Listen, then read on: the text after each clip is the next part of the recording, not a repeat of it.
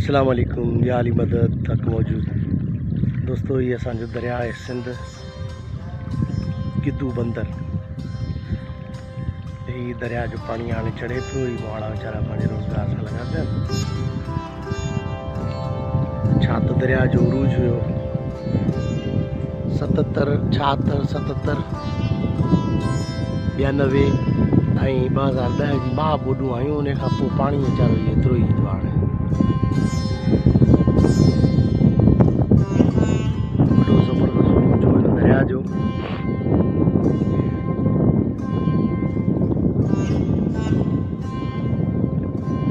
साम्हूं शिव जो मंदिर आहे। हिन पासे दरिया जो हिन साम्हूं वारी कंधीअ ते रासवा मोरीअ पर हिकिड़ी वॾी शराब जी भट्टी हूंदी हुई ब्रिटिश दौर जी, जेका तमामु बहितरीनु ठहियल हुई। मूं पाण पंहिंजी अखियुनि सां अंदरि घुमी फिरी ॾिठी, जंहिंजो हींअर वजूद ई कोन्हे। उते हाणे माण्हू वञी पिया कनि। उन में 2 मर्सिडीज़ गाॾियूं मूं पाण ॾिठियूं। सॼी मशीनरी लॻल हुई। सभु तबाह बर्बाद करे ख़तमु करे छॾियो। माण्हू खणी विया टपड़ सभु हुनजा कढी। हिन पासे फतेह मुबारक पाणीअ जो गोराब हिकिड़ो वॾो जहाज बीठल हो, जेको दरिया खे हिन पुल ठहण खां पोइ अॻिते वञी न सघियो ऐं हेठि कराची ॾे न वञी सघियो, हिते ई बीठो रहियो। 1982 में कमिश्नर हैदराबाद खे माण्हुनि कोठड़ी वारनि शिकायत कई, जेको टुपाए दरिया जी हिन कंधीअ ते अची हुन बिहारियो। हिते पाणी कोन हूंदो आहे, सो इन करे उहो वारीअ में दॿिजी वियो ऐं दॿिजी वञण खां पोइ अधु हिसो हुनजो फाथो, अधु हिसो माण्हू हुनजो कढी ख़तमु करे ऐं गुम करे छॾियऊं।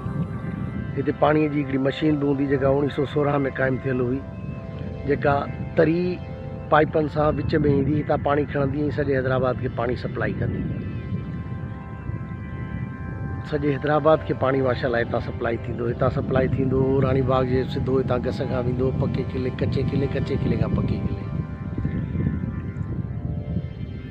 इहे सभु शयूं ख़तमु थियूं। पार्क असांजो ही सॼो उजड़ी वीरान थी वियो आहे, रुॻो पाणी न हुअण जे करे बि। कुझु मुक़ामी माण्हुनि जो बि आहे। हाणे ताज़ो हिन दरिया ते किचिरो उछलणु शुरू कयो आहे बल्दिया वारनि। एडमिनिस्ट्रेशन हैदराबाद वॾे पैमाने ते किचिरो उछलीनि पिया, गदलाइण पिया कनि दरिया ते। इन जो नज़ारो तव्हां ही दरिया जे किनारे खे ॾिसी सघो था। केॾो साफ़ु सुथिरो किनारो हो, पर हाणे हिन सां इहो हशर आहे जो हिन में इहे तव्हांखे गंदियूं थेलियूं, प्लास्टिक जूं चपलूं, बोतलूं, हर गंद किचिरो तव्हांखे नज़र ईंदो किनारे ते। आबी जीवत जे लाइ वॾो नुक़सानकार, वॾो हाञेकार शयूं आहिनि इहे।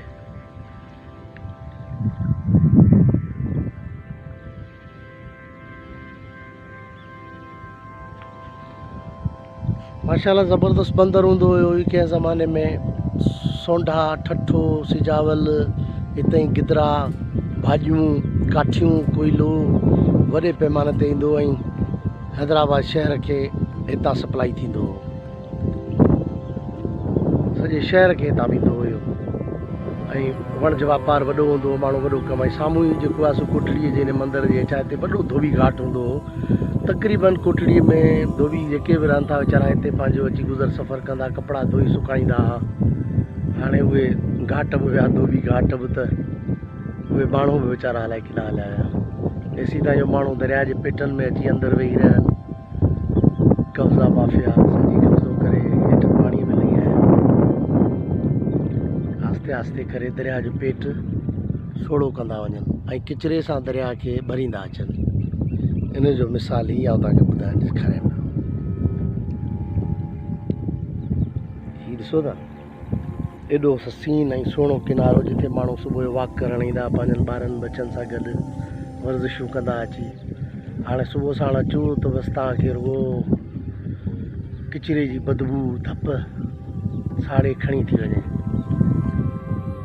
मुंहिंजी वसवारनि खे गुज़ारिश आहे, महिरबानी करे हिन किचिरे जो को ठिकानो कयो ऐं हिन किचिरे खे कंहिं ॿिए पासे ट्रप कयो वञी किथे। ॾिसो था वॾा पहाड़ किचिरे जा थी विया आहिनि, हलिया साम्हूं तव्हांखे नज़र ईंदा। अलाह साईं हिदायत ॾे हिननि खे परवरदिगार। हीउ दरिया असांजो जेको गिलगित खां निकिरे थो सिंगा चवंदा आहिनि हिनखे, शींहं जे वात मां निकिरंदड़ ई दरिया, जेको 1850 किलोमीटर तय करे वञी कराचीअ जे समुंड में छोड़ करे थो, सिंधी समुंड में।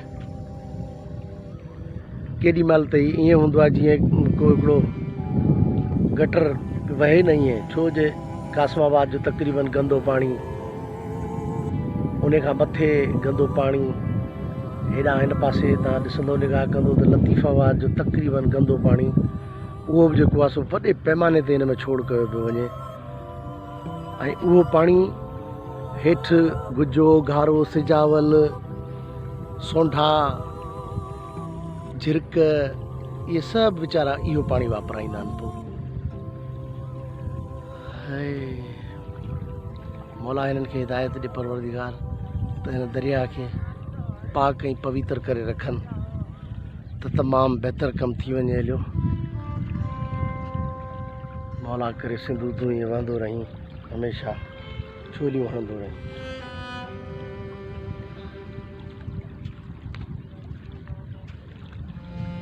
केॾी गदलाण आहे।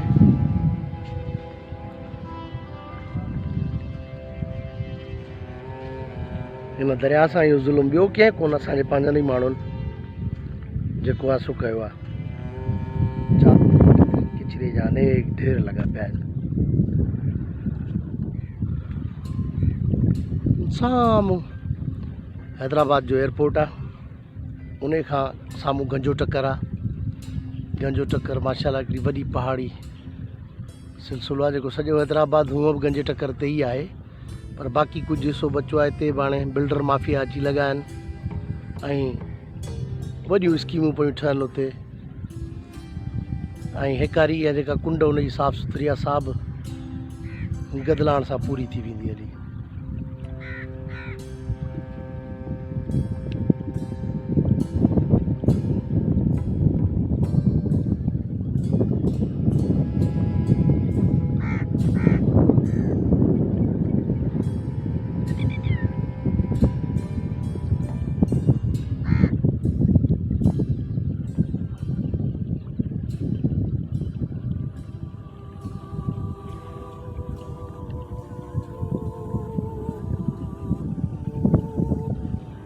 आख़िर हिन सॼे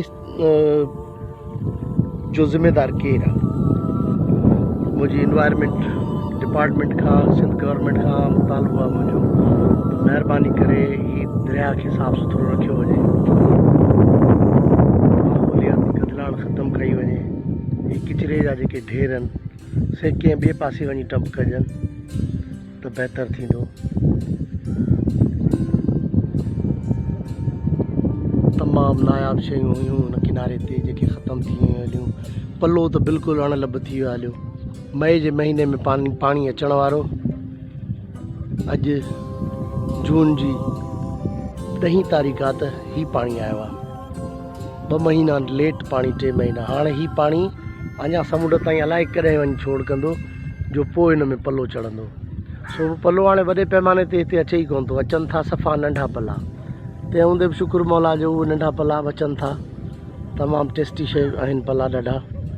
जंहिं सिंध जो असांजो पल्लो खाधो हूंदो माशाल्लाह, त उनखे हमेशह यादि रहंदो। इहा हाली मदद तक मौजूदु सिंध राज TV, आशिक़ अली सोलंकी, हुसैनाबाद, गिद्धू बंदर।